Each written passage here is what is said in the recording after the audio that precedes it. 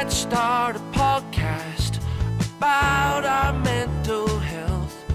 For no good reason why, let's call it Mind Cake. Howdy, everybody, and welcome to another slice of Mind Cake. Mind Cake? There he is, with him, Lee Crompton, and him, Paul Beeson. Hello, mate. Hello. That was almost seamless, but you threw me there with the howdy. I'll edit out the massive pause that you took while you were giggling. Well, and I had a mouthful of tea. How are you doing? I am doing very well, thank you. It's been a bit of a roller coaster.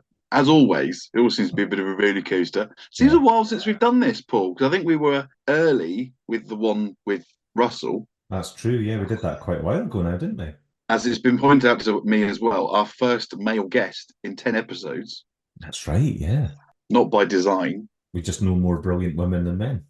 Just the way the mind cake crumbles. That's right. So yeah, since we last spoke, much has happened, which we could probably get into post waffle after the meat of the sandwich. And this week's meat of the sandwich is you. I am the meat. You are the meat. Before we get into that, I should probably ask how you are. Any pains in your neck? No, I've got a pain in my back though. What could that be from, I wonder? Yeah. I have started a new little side hustle delivering expensive and large Persian rugs to people. I'm helping out a friend of mine who has a company that cleans and repairs really high-end rugs, and they're a driver down. So he got in touch and he went, "Do you want a little bit of extra cash between acting jobs?" And I went, "Yeah, of course, that sounds great." So I've kind of just been helping the guys out doing that. Yeah, some of these rugs are enormous and heavy, and my back is in real pain from lifting these massive rugs. Yeah, I mean, from what you've told me, it sounds quite backbreaking that they're big, heavy rugs. And when you first told me, I thought you were winding me up. There's a company that cleans the expensive, high-end Persian rugs. Do they do anything else? That's all they do. Well, they repair rugs as well. Repair? Just Persian rugs or any rugs? Any rugs, really. But I mean, like some of these rugs are so expensive. Like when they're cleaned, they're properly hand washed and hand brushed and left out to dry and the special things. And it's quite a specialized process. It's not just like whacking a hoover over it or shaking back or something. Do you know? To be fair, from what you've said, and I can't say too much, I guess, but from what you've told me, I've bought cars for less money than what it costs to get some of these rugs cleaned. Yeah. And without going into sort of too much detail about what people are spending on getting them cleaned, but the value of some of the rugs themselves are well into the tens of thousands. I'm delivering these rugs. The rugs are worth more than the car I'm delivering them in. I love the idea that you're bestowed this heirloom, I presume, in some cases, to you. Yeah, well, not me personally, but yeah, to the company. Yeah, but you are the handler, if you like. I am. You're the rug whisperer. I like that. And the other thing I was going to say as well, a bit like we have discussed this off air, like Cornish pasties have to be made in Cornwall. I think Persia is now Iran. So does the rug, to qualify as a bona fide Persian rug, have to have been made in Persia? Persia is current day Iran. Yes. So you were right. Yes. I did A-level geography. Yeah, I'm assuming to be a sort of a proper Persian rug, it would have to come from that part of the world. Or is it that because they're not part of the EU, they don't have these rules where, Cornish pasties have to be from Cornwall? I don't know. I'm just a delivery boy, you know what I mean? Yeah, I'll just deliver the rugs.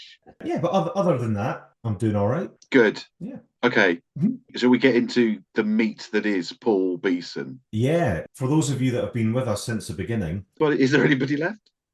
Hopefully.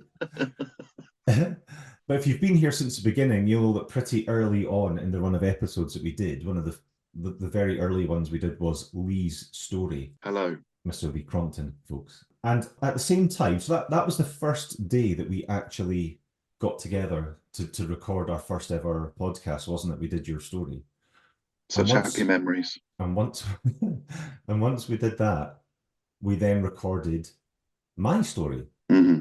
but it's not been put out until now. Well, because you're a So man, we've got embargo on we have having men on the show, even if they're the that's host. right. Yeah. Yeah, even if they're 50% of mind cake. We are sort of taking a little dip back into the not too distant past. So you'll get to hear the poor recording quality and the fridge buzzing in the Fraser will background. be back. Fraser, the freezer, is making another appearance. Yes. That's Um, what the punters want. that is what the punters want. So, yes, without further ado, here is my story. So today we're going to talk about me for a little bit. Yes. Where do you want to start? I will take you back through the mists of time to the tail end of 2016. So for those of you who don't know me, I am an actor and a writer, theatre maker, dream weaver, many strings to my bow. Sex symbol. Sex symbol. But for a large number of years, for 10 years, I was a teacher. I was a drama teacher. And in 2016, so I might jump about in time actually, thinking about it. But I don't think it could be any more meandering than mine, so it's okay. fine. So late 2016, I was working at a school which will remain nameless. I didn't really know it at the time, but I was not in a very good place mentally. It soon become apparent that I wasn't in the best place mentally, but I wasn't aware at the time. So the school I was working in was quite high tariff. There was a lot of behavioural issues. In my opinion, the school wasn't run particularly well at the time, which had its own issues. So my working day was quite stressful, I would say. Even though teaching drama was a lot of fun, all the other behavioural issues that came with that were quite difficult to handle. Now, some people thrive in that sort of environment. Like some teachers are born to be in that kind of environment. I don't think I'm one of them. Right, okay. I worked in the private sector for a long time. Now, obviously, kids in the private sector, who are privately educated, when they are young people, they are still going to have behavioural issues and stuff like that. Just because they're having their education paid for doesn't mean that they're suddenly all brilliantly behaved. However, the school that I worked in for a long period of time was fantastic. But it got to the point where I'd kind of gone as far as I could go in that school. I just thought, oh, it's time for a change. Sometimes you just need a change. Yeah. And even though I was sad to leave that particular school, I felt at the time it was right for a change. About a month into my new job, I was applying for my old job back at the other school. Oh, really? But to no avail, the school decided they wanted to go in a different direction. So I couldn't even get my old job back, so I was stuck in this school and I wasn't particularly happy. But I do what you do. This is still a public school? This is now this is a state school I'm in now. So I've moved from the private sector into the state sector. And it couldn't have been more different. So it was a bit of a rude awakening for me because my teaching style had become, I suppose, quite comfortable being in that nice school for 8 years, I think it was. So then I had to sort of reassess my whole practice because I couldn't be that teacher in this place. So I stuck it out. I'd been there just shy of a year, I think it was, or maybe just over a year, and I was falsely accused of assault by a pupil. I didn't know this. So we're going back. So this was a pupil who was in second year of high school. Okay. I don't know if you remember the bottle flipping craze that was happening around sort of 2016. Young people would have like plastic bottles of water that had a quarter of the water still in it. And the aim was to flip the bottle up in the air and get it to land on its bottom so it was standing up. Right. So kids all over the school were just flipping bottles everywhere, and it used to drive teachers insane, right? So if you were a teacher around the bottle flipping craze, you'll know exactly what I'm talking about. Maybe even if you were a parent around that time, you might have some sort of inkling. Because you can't stop kids having bottles of water because kids need to drink and be hydrated. Anyway, so this lad was flipping a bottle in class, which you're not allowed to do, obviously. So I asked him to put his bottle away politely. He refused. He kept flipping his bottle. I asked him more firmly to put the bottle away.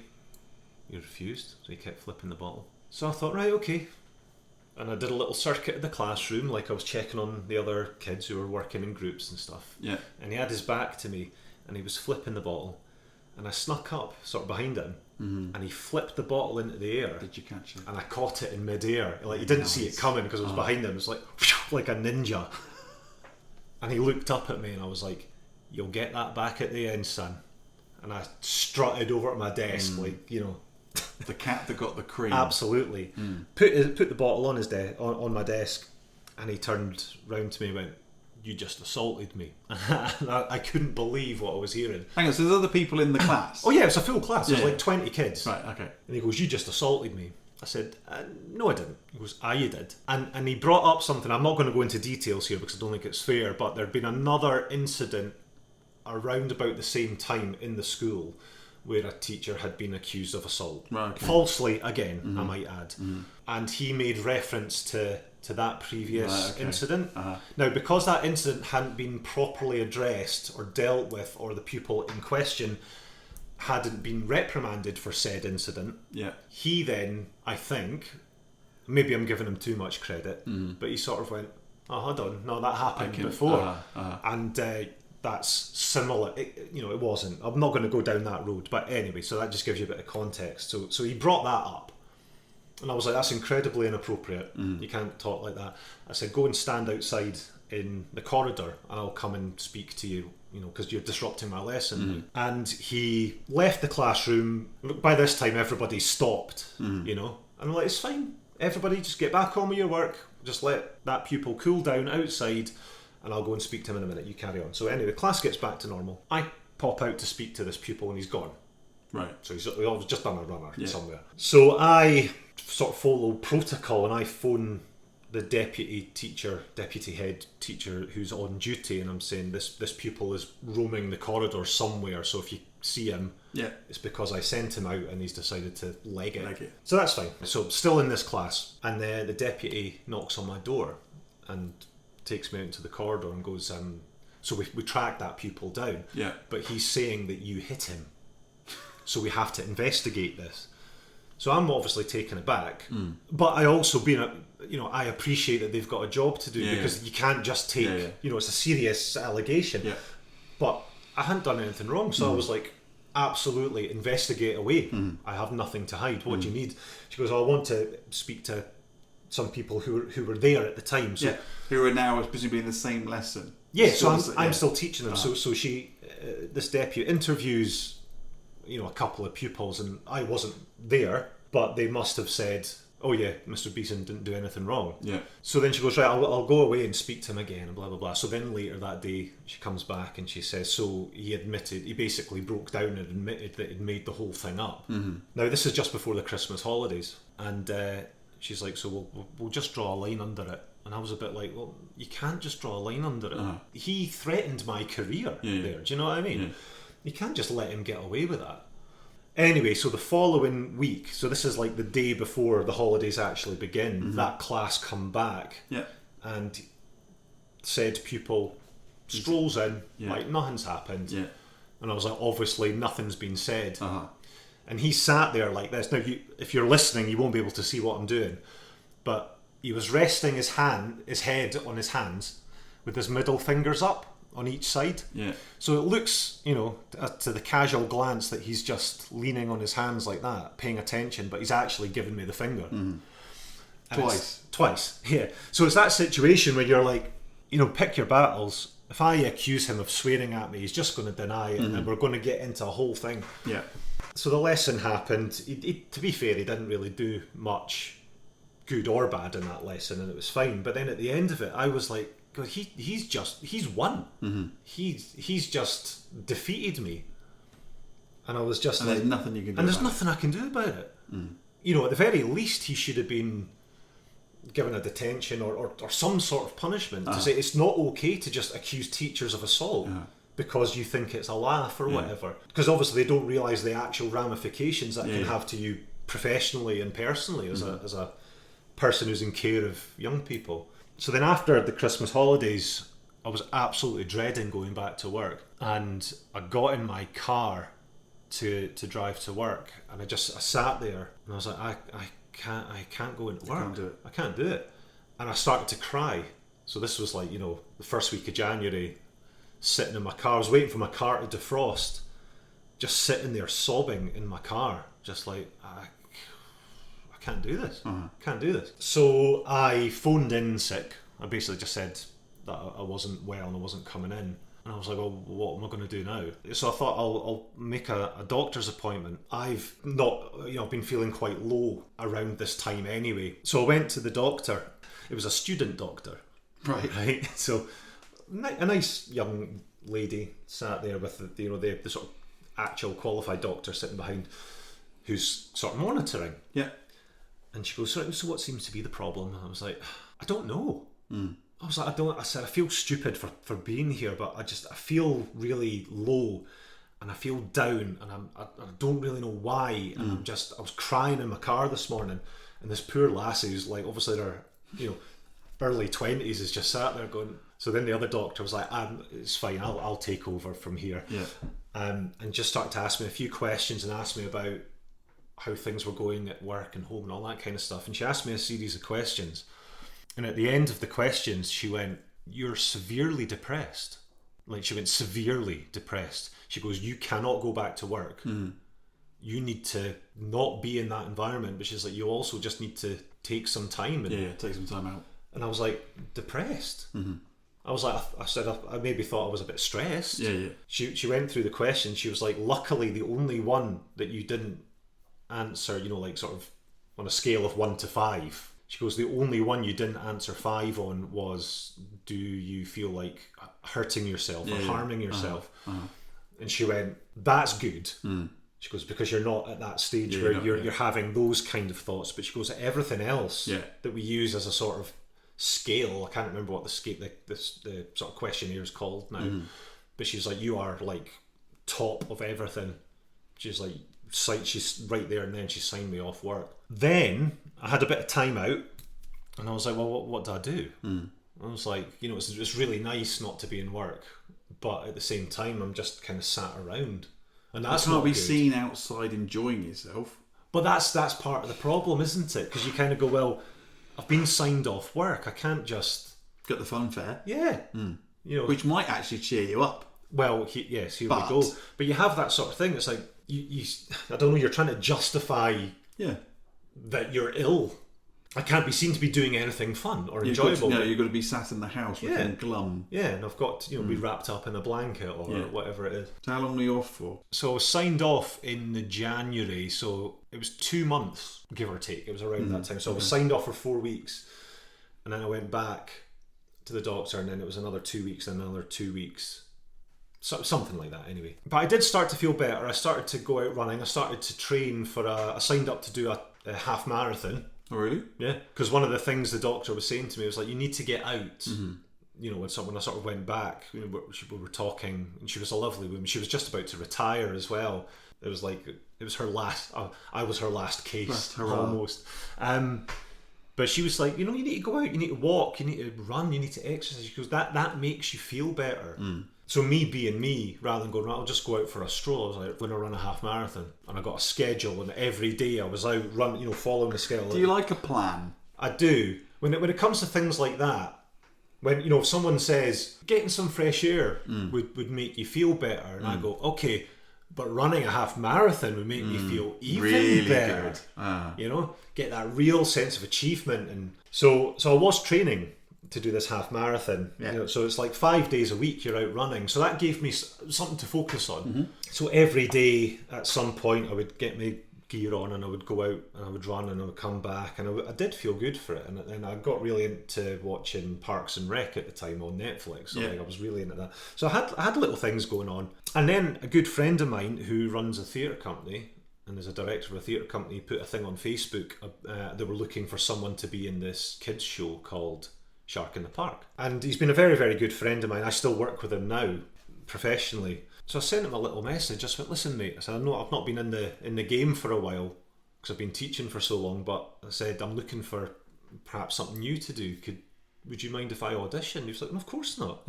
I auditioned for Shark in the Park, and they offered me the part. So I went home and straight on the laptop typed out my resignation Well, that was letter, it. Finito. sent it off to the school. So I didn't. After I'd been signed off, I didn't even go back. Oh, really? Yeah, I need to have a break from teaching. Blah blah blah. Here's my 4 weeks notice. Boom. And I never set foot back in that school. Wow. I was meant to go to my first counselling appointment around that time, and then I couldn't do it because I had a Shark in the Park rehearsal, so I cancelled it, and I never went to counselling. I then went off on tour doing Shark in the Park. I was on the road for quite a while, and that was like therapy for me. I suddenly felt a million times better because I was doing something fun. Yeah. I was travelling about, I was performing in proper theatres and was getting paid to do it, and it wasn't teaching. Apart from the rehearsal and, you know, setting up the show and taking the show down at the end of the day and moving on somewhere else, that was it. I didn't have any marking, any planning, any stress, any... Just performing gives you that buzz. Yeah, absolutely. As well. However, what I then came to realise, and it didn't hit me for a few years, that isn't a form of therapy necessarily. It made me feel better. It made me have a new lease of life. It gave me a new focus. It kicked the can down the road. It did. And I got fitter because it was quite a physical show, so I was just moving about a bit more, lost weight, I started to feel better about myself. I then started to go to the gym, and, you know, I was in a good physically, and I suppose mentally I was in a good place. And then one day, out of nowhere, it just hit me again. That low feeling, like I woke up one day and I was like, ugh. But I knew what it was because I recognised it, and I was like, but why? But everything's fine now. All the plates are spinning fine. And it was like, well, no, it's not, because you didn't deal with anything. You know, you replaced a shit situation with a better situation, but you haven't actually processed anything.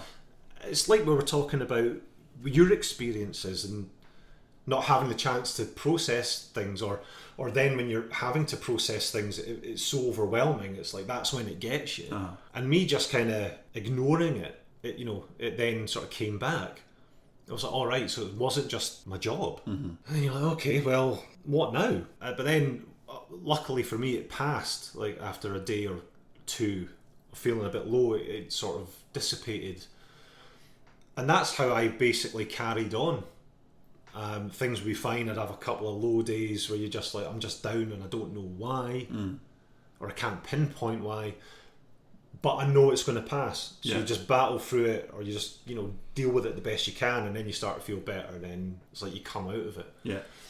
Then COVID happened, and basically a year's worth of work that I had lined up just stopped overnight. And you're now self-employed, presumably? Yes, self-employed. Yeah. So then after COVID, I got another teaching job, not at the same school, at another private school, boarding school, which is lovely, very illustrious, great kids, great staff, and lo and behold, it hits me again. So I'd been at the school almost just shy of a year. I got signed off again. Oh, really? Yeah. So I basically got signed off for a month, and it was the last 4 weeks of the term. So like I'd almost got to the end of a full year, and I was having horrible headaches, like proper migraines. It would like put me out of action for a day, maybe 2 days. And I've never had migraines before. And it seemed to be being brought on by this sort of stress and anxiety and depression, all this kind of stuff. So then basically I had to get signed off, and then over the summer had to make the decision whether I was going to go back or not, and I decided not to because I was like, I've been here before. And so then that happened again. And so now talking as recently as... So this was last summer. Right. Summer of 2022. Yes. But I, again, being the summer, and I wasn't going back to the school, threw myself into the Edinburgh Fringe, so I had a very busy year. But we were so busy doing stuff, I just battered through it, and came out at the end of it all, and I was like, oh, I feel like just like as low as I've ever felt again. Basically, the last, 6-7 years of my life has just been this roller coaster of like feeling great and doing great stuff to then feeling worthless and low and not being able to cope with everyday life. I was prescribed some medication which I stuck to for about a week, but it made me feel even worse. I was just lethargic. I was like a zombie. I was like, I would rather be compos mentis Yeah. and deal with the depression than be a zombie and feel just, slightly better. But I had no motivation to do anything. I was like, that's not healthy. So I stopped taking medication. But after that all kind of finished, I've not had a migraine since. 18 months down the line, touch wood. Really? Yeah. So it's got to have been connected. Do you know what I mean? Removing myself from that situation made me physically feel better. Off the back of that, last year I got an agent and I started to work a little bit more in other areas that I hadn't done before. And I've had a pretty decent year this year. It's been all right, and I felt pretty good about myself. The pinnacle of which is doing a podcast called Mind Cake. Yeah, this really is the icing on the mind proverbial cake. mind cake. Yeah, no, it's been a really good year, and we produced and performed the third play. Oh, this is the third play that we have done as a theatre company. We put on this year. It's the first one that I wrote by myself. So that was, I've had lots of little milestones and like lots that. of cracking reviews. Lots of cracking reviews, yeah. So for all the bad times and the down times, there's been a lot of highs this year as well. But can you tell? So obviously, because you've had your highs before, can you pinpoint anything? So say you wake up tomorrow morning and you feel low again. Is there anything that you can then, when it's happened in the past, you can pinpoint and go, oh well, it might be something to do with that? I mean, there are certain things that you can. For example, if I haven't worked for a month and got bills coming out and that's going to clean the bank account out, you're like, I've got enough money to cover my bills, but I don't know where the following month is going to come from, and that's worry in the back of your head can lead to stuff like that. Just worrying about everyday nonsense can trigger it. I mean, because I got divorced, separated from my wife, and then eventually got divorced, but that was going on 13 years or something now, 14 years. Yeah, we've been separated for a long time, divorced for a little bit less than that, but I don't think I dealt with that particularly well. But at the time, I didn't deal with it at all at the time, if I'm completely honest. I just basically threw myself into work and looking after my daughter, and I never really processed that at the time. I just didn't process it or deal with it, I don't think. But I've had a few girlfriends, but so I had a 10-year period pretty much where, or maybe not quite, to 8-year period where I stumbled from one doomed thing to the next, but never processed or dealt with any of it. And then when I got to that stage where I was falsely accused of assault on a pupil, I think that was just whatever it is in my mind that was just holding all of that in. Yeah, it was just like, this is just one thing too much, and it just broke the dam or the camel's back or whatever, however you want to sort of put it. Over the last few years, I've done a lot of self-reflection. I've not been very proactive in going to counselling and things like that. I've just kind of always dealt with things in my own way. This is why I signed up for the half marathon when I got signed off, because I was like, I've paid my money, I'm going to do it.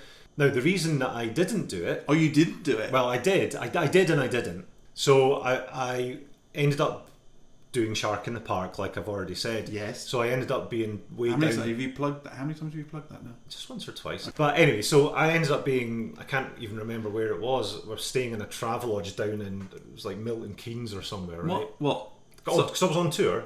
Oh, right. Where is the half marathon? Edinburgh. Right. So I ended up being away for work, so I couldn't be in Edinburgh to run the half marathon. But I'd done all my training. Yep. So that Sunday, we happened to have a day off. So I went out and I ran 13.1 miles around the industrial estate. Milton Keynes. Wherever, somewhere like that. But I did. So I got a sense of achievement. I didn't get a medal. Or a t-shirt. Or a t-shirt or whatever, but I actually followed through and I ran that. Followed through? Yeah, well, it was awfully hot and I'd been running for so long and I didn't have enough water. Yeah. So you did a half marathon. But I did. So have you ever officially done an official half marathon? No, I've done a couple of official 10Ks. I did the Movember 10k thing round Arthur's Seat. I've done that twice. Right. I've done another one as well. Did a 10k somewhere. But that's my official limit. Unofficially, I have done a half marathon. Anyway, regardless, I did go out and do it. So I did get that. Well, you got your word achievement. for that. Yeah, well, you do. Yeah. But you had that sense. You had that sense of achievement. You trained for your half marathon and you did it. Yeah, and then I was like, I'm going to keep up with this, but like you never do, or I never do. Now, me and you have also gone off on a wee tangent here. We've done the Maggie's. We did stuff. Maggie's do this thing called, was it Run 50? Something like that. Something like that. So you basically run 50 miles in January. And for some reason, it was particularly icy that year as well. It was, man. It was brutal. It was like skating 50. Yeah, it was. But what was good about it is because obviously we were doing it for charity, so we each had, quite substantial. We did. Sponsorship. You had thousands and 1000s didn't you? You had a huge amount of money, and I smashed my little target by a couple of £100 as well. So I did. I had a nice little amount there.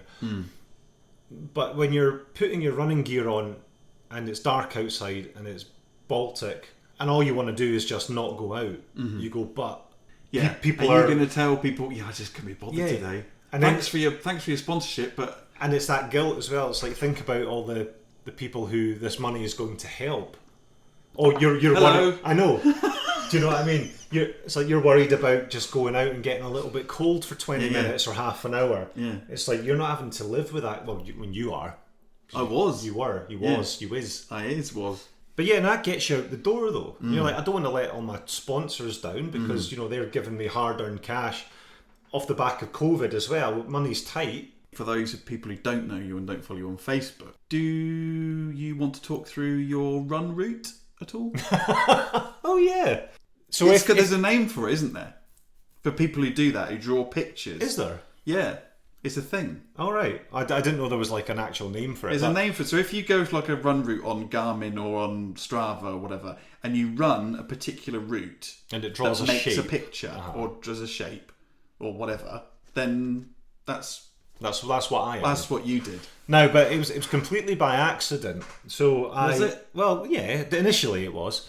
So where I live, there was basically I found a route where you can run out of the house and run a loop, and it's more or less 5k from leaving and running round back to the house. So I did that, and when I looked at the map, it looked like a phallus.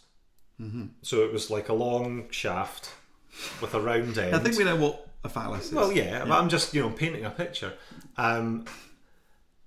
So I thought, oh, that's quite funny. Do you know what? Because obviously people are, I'm raising money and people, we're putting our progress online and stuff to sort of prove that we're doing our miles. I thought this will give people a little giggle. I was like, I wonder if I could draw cut the balls, like the balls, or like the base of the helmet and the urethra. We're going into a different territory here. Yeah. So now it just so happens that at the end of the phallus on this route, there's a little lane, right at the tip that you can run down, right, and then that hits a little T junction which goes from one side of the road to the other. So I could draw the perfect graffiti cock. Right. And I was like, that's obviously meant to be.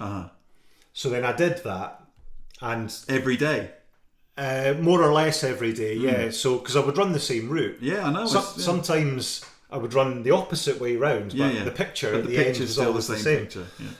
But yeah, so if you follow me on Instagram and stuff, you've probably seen that. If you don't, I'm not sure if any of them are still on there. And actually, when I went back to teaching for a year, my school was in competition with another school about getting, who could do the most miles in a month. So I joined Strava. We didn't post them on. But historically... Oh, no. So... Because I started using, instead of my Runkeeper, I started to use Strava, because that's what the school were using, and didn't really think that everybody in the school could then see my phallic pictures. So I had to delete them all. So I can't remember if I deleted them all from the socials or if Well, they're all if still not, we there. can maybe. I'm sure there'll be an episode where you can recreate, for the purposes of the podcast, you can recreate your run route. Yes, and we can post it, and you can. I'll Give it a mark. absolutely. Or if anybody else has got any pictures that they've drawn Yeah, that would be good. with actually. run routes, We can see. I mean, it doesn't have to be rude. this is like You don't have to be base I like prefer if this. it wasn't boobies or Any sort of or smiley penises, faces smiley or face. a vase of flowers. This or is like our version of Tony Hart's gallery. yeah. We could do that. If people are out there exercising, walking or running, if it's raising money or just for you boosting your Just own for mental laughs. health. And if you haven't drawn a picture, give it a shot. How about that, Paul? What was that like to listen back to after? Because I think we recorded that in October. Yeah, it must have been October, I think it was. Yeah, so yeah, it's funny listening back to it now. Obviously, I know everything that's happened because it was me. Do you think your teaching days are over? I would say so. Yes, yes. Like I said in the story there, when I sort of initially left teaching, I thought that was it. But then I went back for almost a year and did it again. But it wasn't a healthy experience, and by the end, obviously I was in quite a bad place, and I wasn't having the best time. So I think now I've done it twice. Going back and doing it a third time would just be insane. Do you know? Would it be fair to say that you're like the Ronnie O'Sullivan of teaching? What, like just keep coming back and You just keep coming back. You don't really got sort of a strange relationship with the teaching, but something in you wants to do the teaching, but you don't really like the teaching. yeah, a lot of the time working with the young people in the classroom was the best part of the job. And I know that might sound obvious, but getting to be creative in the classroom with these brilliant young people did bring me a lot of joy. All the other stuff around it that gets to you, the paperwork and the amount of hours you have to put in outside of the classroom and policy and red tape, all that kind of stuff gets in the way of you doing your job. And there's so many brilliant teachers out there that are, constricted because of all the nonsense going on around them. There's so many brilliant teachers that can't just Teach. flourish in the classroom because there's all this other nonsense going on in the background. It has to be like that. And I think like some of the best teachers out there can manage all that other stuff as well as still delivering really engaging lessons and being a good role model for young people and stuff like that. But me personally, stuff like that was too much for me to cope with. And that's the sad thing about it, because I did really enjoy it and I enjoyed it for a long time. And having to admit to yourself, sort of admit defeat and just go, nah, this isn't working anymore, or I can't cope with that anymore. That's a hard thing to admit, and it's a hard thing to come to terms with. But now I'm doing lots of other cool stuff, so I'm feeling much more fulfilled in my life. So I'm in a much better place. You've developed into a rug deliverer. I mean, I've climbed the ladder, haven't I? You've climbed the ladder, now delivering very, very expensive rugs to people who've got dirty rugs. As well as being an award-winning actor and playwright, but Yeah. whatever. I just wanted to focus on the rug bit. You That's love what a I do. rug. I do. I would love a rug, actually. Actually, harping back to the last episode when my 3-year-old, now 4-year-old daughter called me Baldy, I would love an expensive rug. I know a guy. Just admiring your hair there. You've had it cut, but it still looks a massive bouffant. I might save some of the hairy badge stuff. I was going to update. I'm going to write that down. Right, for the next episode, I'm going to make a prototype. A prototype hairy badge. Yeah. We didn't get many bites on our poll, did we, about the old hairy badge? I haven't checked the results, but I think I was the only one who voted, and I said yes, please. Some people were obviously too disturbed to even say no to that. They just there are links. Past it. There are links on our link tree if you've been affected by anything that you heard in the last episode about Paul's hairy badge. Then there are free phone numbers that you can ring. Again, we're not here to offer advice, No. but other people, if we have affected your mental health, then there are people you can reach out to. Yeah, we don't offer advice, just hairy badges. Mm-hmm. Can I add something on iPod Gate? Oh, yes. What's happening? I got my refund. Fabulous. kind of in full. Minus an admin fee or something. No. Minus the £12 or £13 it cost me to send them the thing back. But now it's back. So I have got another ice bath that's, I guess, cost me £12. Yeah, they refused delivery. So it got back to me, and then they said they were going to give me a refund. And I thought, well, that's never going to happen on the basis of what's happened previously. But I have got the full refund for the mat and the ice. I feel like I'm on repeat here. The mat and the ice cube thing tray and the thing and the £15 protection or stupid insurance thing I had to pay as well. So I've got the whole 140 odd quid back. It's just the £12 it cost me to send it to them for them to refuse delivery for it to come back again. Yeah, if someone in the local area is prepared to pay me £12 for an ice bath, they are more than welcome to come and get it. Or actually, leading on to that, somebody from Mind Cake, I don't want to name names. Somebody from Mind Cake put out a poll on Facebook about whether we should actually walk the walk. It suggested that you, Mr. Paul Beeson, hello, tried out some cold water therapy. Yes, I wasn't pleased with the outcome of this poll. I've got to be honest. It was quite convincing in one direction. Yeah, I think I was the only person who said no. Yeah.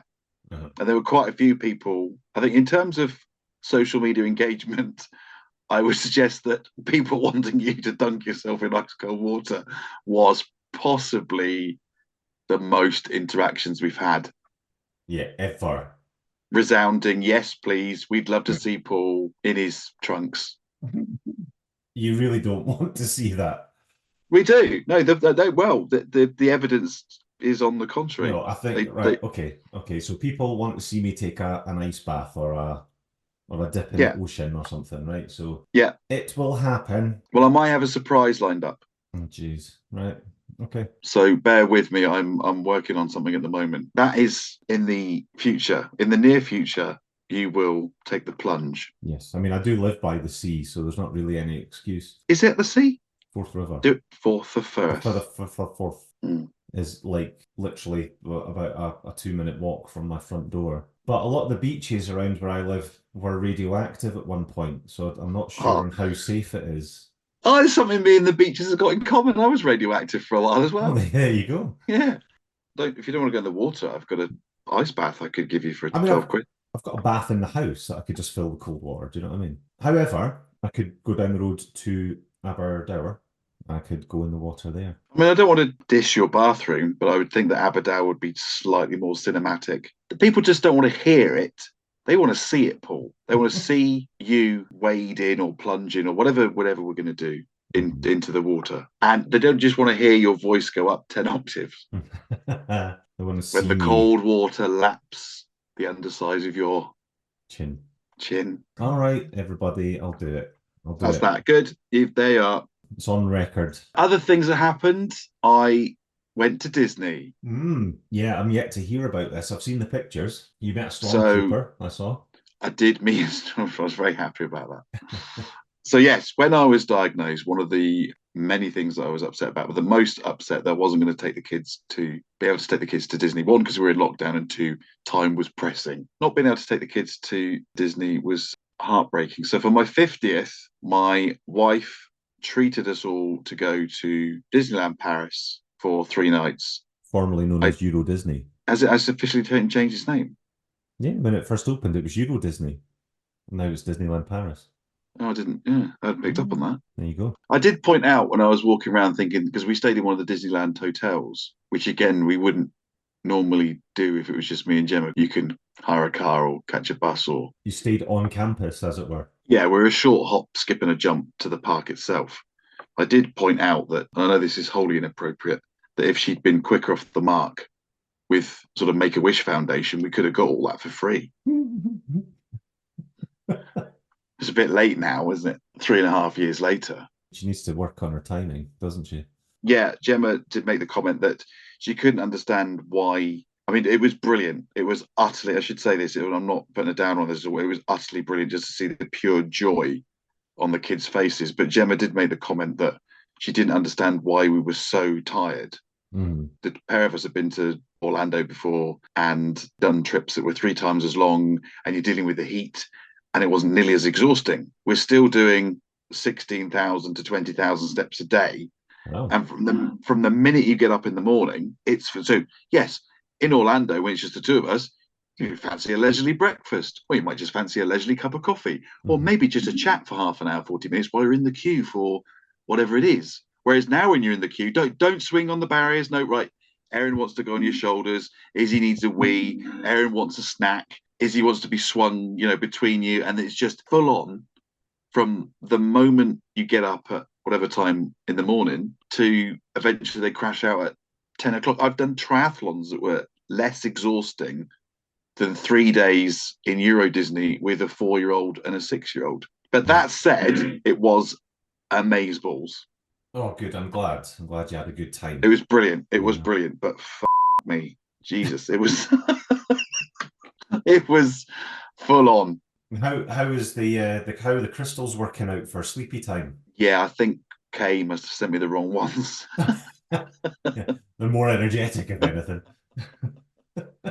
Yeah, I wouldn't say it's really affecting. I can still hear her. It's now 9 o'clock on a Friday night, and I can still hear her chuntering away upstairs. But we've kind of got to the stage now where we're kind of just letting her get on with it rather than trying to fight it, because it just ends up in screaming and shouting, and it's all very unpleasant for everybody.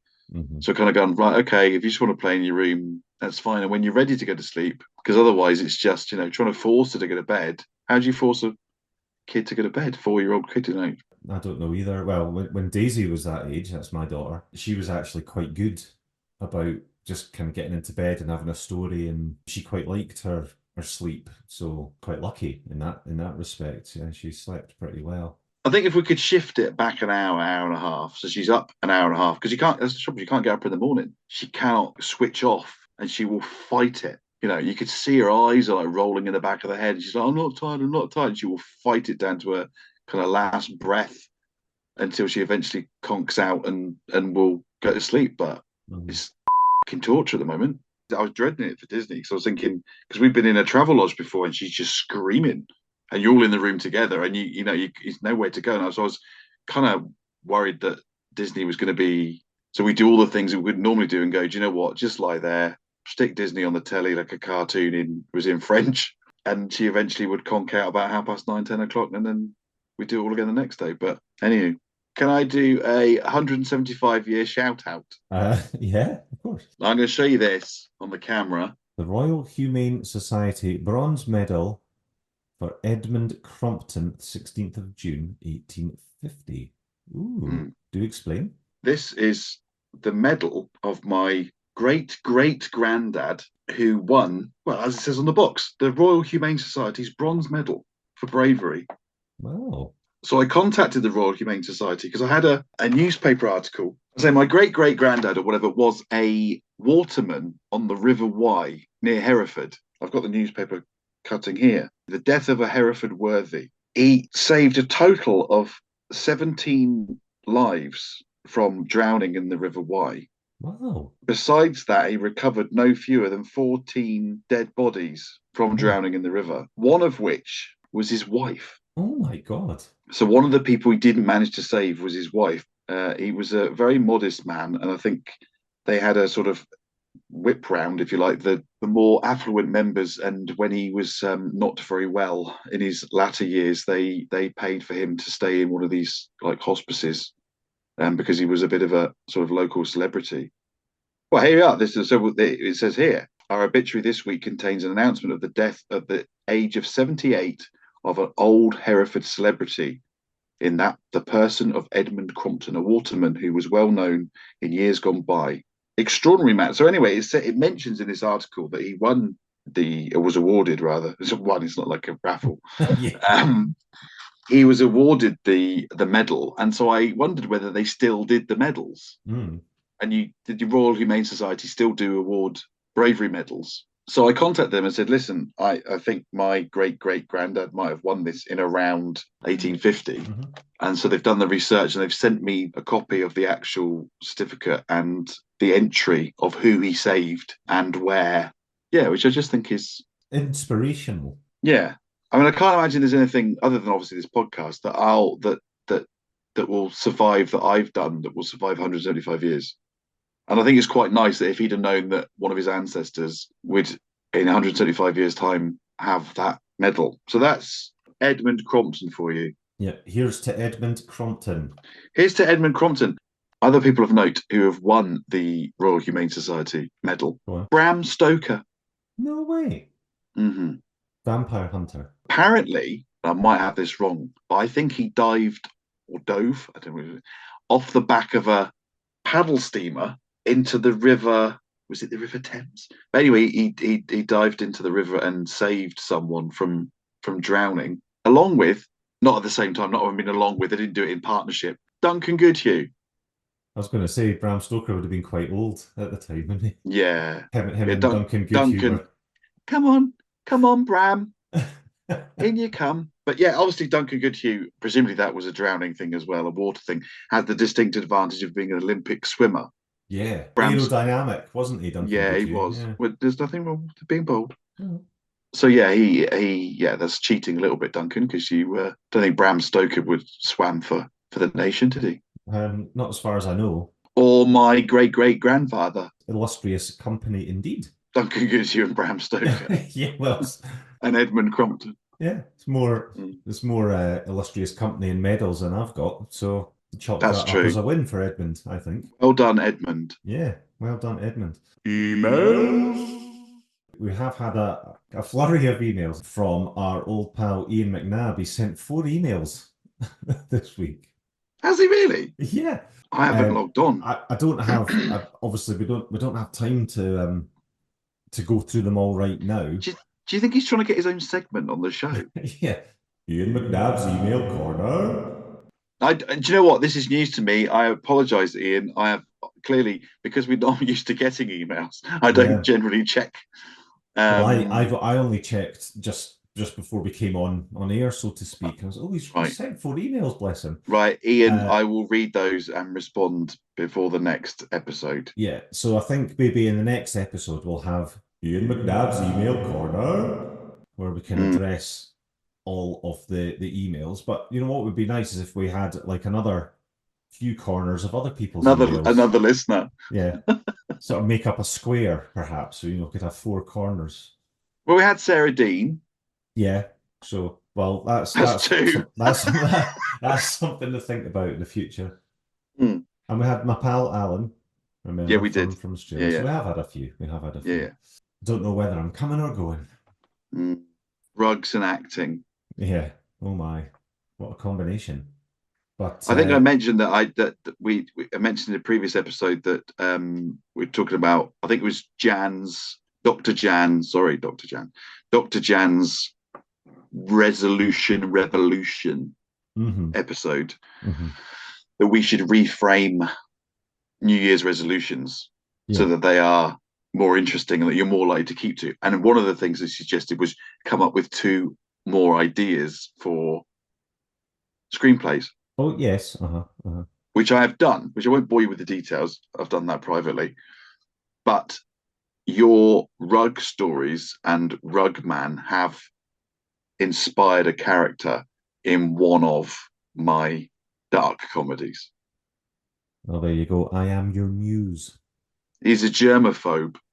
I like the idea of a germaphobe who has the job handling dirty rugs. When I put it like that, it sounds like a really boring story. Actually, I might not bother. But you do meet some interesting characters doing this kind of work, because I bet you do. You end up in some very affluent areas, some very isolated farmhouses and mansions and things, a whole range of different people. It's like any customer-facing kind of job. You encounter lots of different people, but doing this, because a lot of them have, a fair bit of money and stuff, like some of them are quite eccentric, and yeah, it's really interesting, actually. I wonder how long it is till you find a dead body wrapped up in a rug. Wow. It's just my mind. I should maybe go to the doctors. My mind's, I don't think my brain works properly like other people's brains. It was like driving along the motorway. I remember when I was a trainee surveyor and you used to have to get a lift with one of the head commercial guys to Basingstoke right? And you're there trying to make a good impression because I'm the idiot trainee, right? And you know what I said is we're driving along the M3 to Basingstoke. I say, as we were going under, like, the concrete bridges and that that go over the motorway, and I say, have you ever wondered, like, how many dead bodies there must be encapsulated in the concrete of the bridges that circumnavigate the country? And he kind of just looked at me and went, no.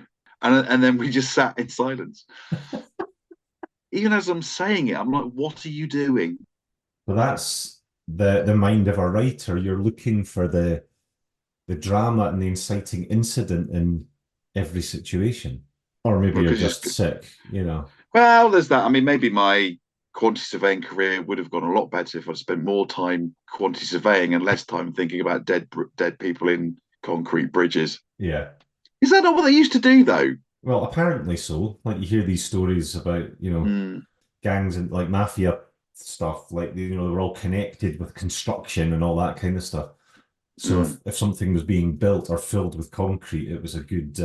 Because who would ever know? You're never going to break up the bridge across the M3, are you? Exactly, just check whether there's any dead bodies in it. You put a corpse in a flyover, you're never finding that. No. I'm going to call the character Paul. So that when you heard it here first, if you ever see, it's unlikely, but if you ever see anything on the television where there is a character called Paul who is a germaphobe who delivers rugs, then you heard it here first. You heard it here first. And at the end of, no, actually, do you know what? I can't say that just in case it does get the telly and then people know what happens, because I know the inciting incident at the end of series 1 that is then the hook for series 2. And the other thing I learned as well, you probably know this as an actor, some people say seasons and some people say series. Yeah. Apparently, I only found this out today. So the series is the whole entire thing. So one series could be 10 5 seasons. seasons. Yes, yeah. So like the last episode of the very last episode would be the series and season finale. Got you. So the series apparently is the overriding arc. The reason I know that is because I've been listening to other podcasts other than our own. Been cheating on Mindcake with other podcasts. Yeah, I have to recommend it now. I think it's called That's Entertainment with Richard Osman. It's very good. Oh, that young upstart. Yeah. Yeah. Good. Anyway, he's quite good. I quite like him. He's all right. Shark in the Park's coming back in April. Hey! So I'm doing a couple of weeks on Shark in the Park, the first 2 weeks of April. Right, where is that? Because I think the kids would like that. It's just like when you have like somebody on, you're going to give I'm in Crawley on the 2nd of June. Yeah. I think we're only doing one Scottish date, actually. We're at Cumbernauld Theatre. What's it called? Cumbernauld. If you're not doing a Scottish. joke there. Yeah. Yes, if you're not Scottish, you wouldn't get it. Yeah. I said this morning that I was getting off at Partick. I was genuinely getting off at Partick. Again, if you're outside Scotland, that won't mean anything to you. On my side of the country, it's called getting off at Haymarket. Is it? Because you don't go all the way to Waverley. Oh, it's different. I'm assuming we're talking about the same thing here, aren't we? I assume we are talking about the same thing, yeah. If you get off at Haymarket. If you get off at Haymarket, you're yeah. Okay. You're not finishing. You're not finishing the whole the journey. Right. Okay. We've taken a bit of a turn there. Shark in the Park. Shark in the Park is Cumbernauld. And then we go down to Slough, Basingstoke. Oh, look out for those concrete bridges. I will do. Bristol, Lancaster, Bridlington Spa. So we're just that's over the first 2 weeks of April. And some of the places were there more than one day as well. So if you're in any of those areas and you've got little ones, or even if you don't, you just want to come and see a piece of kids' theatre. You just want to see Paul. Ooh. Yeah, do come along. And his massive hair. Yes. I'll be wearing a wig though, so it's even bigger than my actual hair. So what? That's not possible. I know. What date is Cumbernauld? The 3rd of April. I'm writing that down underneath the word badge. 3rd of April. Okie dokie. Yeah. Right. So that's my shameless pimping of myself. That's fine. No, I would like to see you in action. I've only ever seen you as Mad Rab. That's right. So yeah. in person, anyway. Are you the shark? No, I am Timothy Pope's dad. So Timothy Pope is the main little boy in the story who's got his telescope and wants to go looking for sharks, and I'm his dad. Okay. Yeah. And hilarity ensues. Oh, I can imagine. That's a lovely little show. It's a lovely little show. Very proud to be a part of it. No, very much so. And I think Cumbernauld Theatre is actually quite nice. I think I've been there before. Yeah, Oh, I nice. don't doubt it, Paul. I don't doubt it. Housekeeping? Paul Beeson's housekeeping. Oh, how very lovely. So, you know the drill by now, folks. Get it? Like the drill and the sound effect. It's not a drill. It's a Hoover. It sounds like a drill. It's not. It's a housekeeping. It's a Hoover. You can send us an email because we love our email. Don't you laugh at me. Don't you laugh at me. Like we've already been saying, we love an email. So send us an email at sliceofmindcake@gmail.com. You can find us on Instagram and Twitter at Mindcake Podcast, and you can find us on Facebook if you just search for Mindcake. Well, thank you very much. And if you forget the email address, just ask Ian McNabb because he knows it off by heart. Oh, yeah. He pure loves emails. He does. Yeah. And we very much like him getting in touch. Yes, we love you. But I say that, I apologise, I haven't actually read his emails, which is bad of me. Beautifully done, as always, Paul. Thank you. Do you have rug deliveries to do at the weekend, or is it just a Monday to Friday thing? Occasionally, but I try not to. I try to keep the weekends free. For relaxing. Spending time with my loved ones. But so I'm not delivering any rugs this weekend. So that's life in the fast lane. Well, it sounds, so you keep me posted with any shenanigans that I can include in my screenplay, as I am living vicariously through you and your rug delivery service. Well, yes, if I don't see you before, I'll see you on the 3rd of April, hopefully. Yeah, I'll see you. I'll see you virtually before that. Virtually, very much so, yes. Nice. Lots to look forward to in the coming episodes. Yes. We have some very exciting guests coming up too, don't we, Lee? Yes, we do, Paul. So look forward to that. Yes. Thank you so much for listening, as always. See ya. Bye. Let's start a podcast about our